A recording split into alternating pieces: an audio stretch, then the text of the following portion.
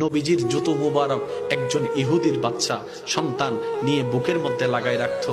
একটা দিন যখন নবীজির রহমাতুল লিল আলামিন খবর পেয়েছেন ও ছেলেটা অসুস্থ, নবীজি সবকিছুকে ফেলে ওই ছেলেকে দেখার জন্য চলে গিয়েছেন। সুবহানাল্লাহ। যাওয়ার পরে নবী বুঝতে পারলেন তার আর দুনিয়ার ভিসা বেশিক্ষণ নাই। রবের কাছে দোয়া করলেন, ও আল্লাহ, আমাকে মোহাব্বত করে আমার জুতা নিয়েছে, আমাকে মোহাব্বত করে আমার জুতা বুকে নিয়েছে। জগৎ যখন জানবে নবীর জুতা বুকে নিয়ে নেওয়ালা জাহান্নামে চলছে, জাহান্নামের আগুনে জ্বলছে, আল্লাহ, এটা তো আমার ইজ্জতের ক্ষতি, এটা তো আমার ইজ্জতের ক্ষতি। তুমি না বলেছো ওয়ারাফানা লাকা যিকরাক, তুমি তো বলেছো ওয়ালা সাওফা ইউতিকা রাব্বুকা ফাতারদা, তুমি তো আমাকে বলেছো ওয়ামা আরসালনাকা ইল্লা রাহমাতাল লিল আলামিন।